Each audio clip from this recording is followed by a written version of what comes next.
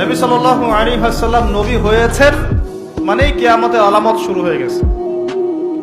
সর্বশেষ আসমানি কিতাব কোরআন নাজিল হয়ে গেছে, তার মানে এর পরের সময়গুলো হচ্ছে কিয়ামতের নিকটবর্তী সময়।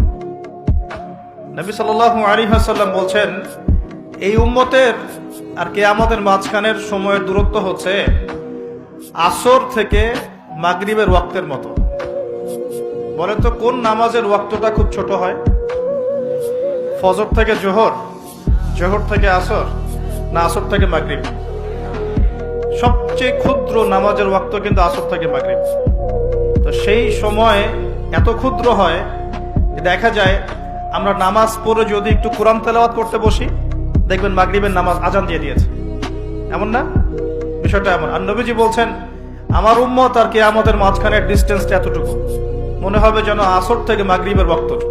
আর এই কথাটা উনি বলেছেন 1400 বছর আগে। কত বছর ভাই? এখন 1450 বছর পরে কারো যদি বুঝতে বাকি থাকে, সময় খুব কাছাকাছি, আমরা বলতে পারি, বলতে বাধ্য হব যে সেই ব্যক্তির হৃদয়ের চোখটা অন্ধ। সেই ব্যক্তির কি হৃদয়ের চোখটা কি অন্ধ? ওর বাহ্যিক চোখ খোলা ঠিকই, বাহিরের চোখে সব দেখে ঠিকই, কিন্তু ভিতরের চোখটা অন্ধ। আল্লাহ রাব্বুল আলামিন জাহান্নামীদের বৈশিষ্ট্য সম্পর্কে একটা আয়াতে বলেছেন, সূরা আরাফের মধ্যে 179 নম্বর আয়াতে আল্লাহ পাক বলছেন, ওয়ালাকাদ যারানা লিজাহান্নামা কাসীরাম মিনাল জিন্নি ওয়াল ইনস। আমি প্রচুর জিন আর মানুষকে দিয়ে জাহান্নাম পরিপূর্ণ করব, বলি নাউযুবিল্লাহ। আমি প্রচুর জিন আর মানুষকে দিয়ে জাহান্নাম পরিপূর্ণ করব, অথচ এই জিন আর মানুষকে আমি সৃষ্টি করেছিলাম আমার ইবাদত করার জন্য। যেমন সূরা জারিয়াতের 56 নম্বর আয়াতে আল্লাহ পাক বলেছেন, ওয়ামা খালাকতুল জিন্না ওয়াল ইনসা ইল্লা লিয়াবুদুন। আমি জিন আর মানুষকে শুধু আমার ইবাদত করার জন্য সৃষ্টি করেছি। যাদেরকে আল্লাহ পাক শুধু তার ইবাদত করার জন্যই সৃষ্টি করেছেন, সেই জিন আর মানুষদের মধ্যে বহু জিন আর মানুষ জাহান্নামে যাবে। কুদিয়াল আমর, এটা লিখিত হয়ে গেছে। কেন যাবে? আল্লাহ সূরা আরাফ 179 নম্বর আয়াতে নিজেই বলছেন, কারণগুলো হচ্ছে লাহুম কুলুবুন লা ইয়াফকাহুনা বিহা। জাহান্নামে যাওয়ার কারণ হচ্ছে তাদেরকে কলব দিয়েছিলাম, উপলব্ধি করতো না। তাহলে বুঝলাম হৃদয়ে কলব, বিবেক আল্লাহ যাদেরকে দিয়েছেন তারপরে উপলব্ধি করতে পারে না, এটা জাহান্নামীদের বৈশিষ্ট্য। আর ওয়ালাহুম আযানুন লা ইয়াসমাউনা বিহা, তাদেরকে আমি কান দিয়েছিলাম, এই কান দিয়ে তারা শুনতো না। একটু লক্ষ্য করে দেখি, আমরা কিন্তু বাইরের কান দিয়ে সবাই শুনতে পারি, তাহলে এটা কোন কান যে কান দিয়ে সে শুনতো না? আমরা তো বাহিরের কান দিয়ে সবাই শুনি, তাহলে আল্লাহ যে বলছেন কান আছে কিন্তু শোনে না, তাহলে কোন কান দিয়ে শুনি না বলেন? হৃদয়ের কান দিয়ে। তার মানে আমাদের দুইটা চোখ, দুইটা কান। আল্লাহ পাক আবার বলছেন, ওয়ালাহুম আ'য়ুনুন লা ইউবসিরুনা বিহা। আমি তাদেরকে চোখ দিয়েছিলাম, চোখ দিয়ে দেখে নাই।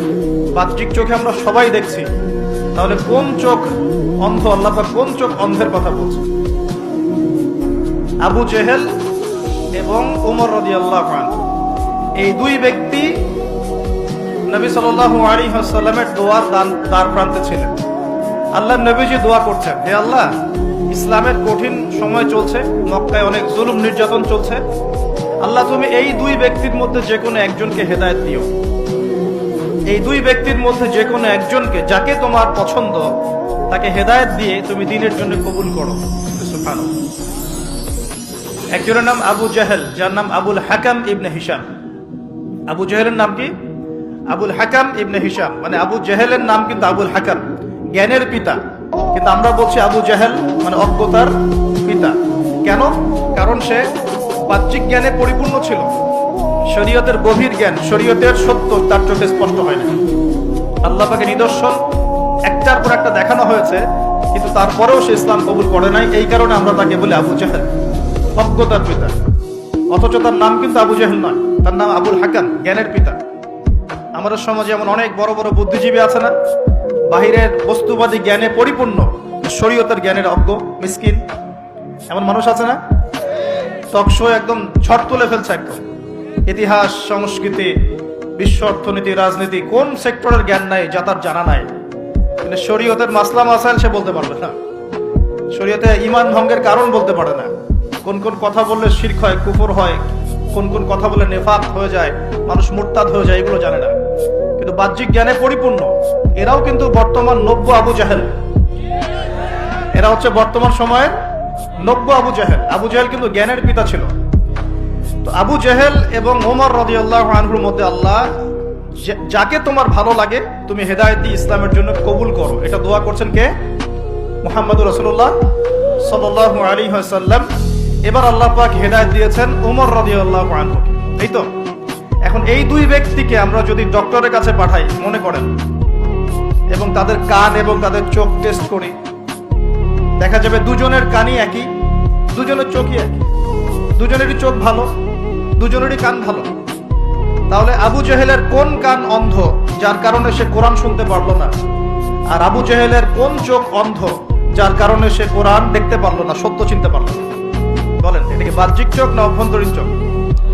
আর ওমর রাদিয়াল্লাহু আনহুর কোন কান জিন্দা, জীবিত, যে কান দিয়ে তিনি কোরআনের মর্ম শুনতে পারলেন? কোন চোখ জীবিত, যেই চোখ দিয়ে তিনি সত্যটাকে খুঁজে পেলেন?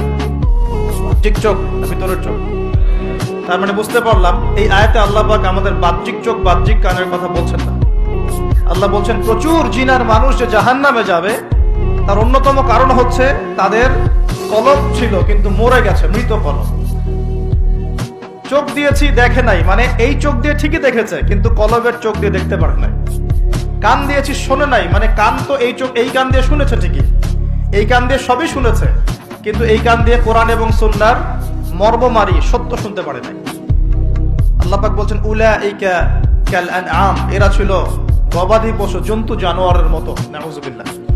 বাল হুম আদাল, বরং এরা তার চাইতেও নিকৃষ্ট ছিল। ওয়া উলাইকা হুমুল গাফিলুন, এরা ছিল গাফেল সম্প্রদায়, গাফেল। তাহলে আমরা এখানে বুঝতে পারলাম যদি আমরা কলবকে জিন্দা করতে না পারি এটা জাহান্নামে যাওয়ার কারণ। যদি আমরা ভিতরের চোখ দিয়ে দেখতে না শিখি এটা জাহান্নামে যাওয়ার কারণ।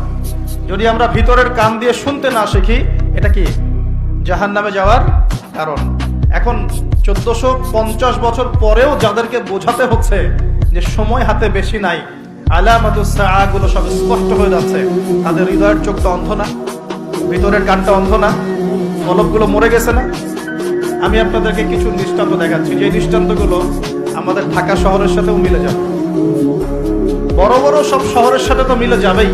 আমরা যে সমাজে বাস করি, বাংলাদেশ, ঢাকা শহর, আমরা ঢাকার বাসিন্দা, আমাদের সাথে আরো জাজল্যমান ভাবে মিলে যাবে। এটা শুধু একটা শহরের গল্প নয়, বরং এটা হচ্ছে পুরো বিশ্বের সমস্ত বস্তুবাদী শহরের গল্প। পুরো বিশ্বের যত বস্তুবাদী শহর আছে সবারই গল্প এখন সেম।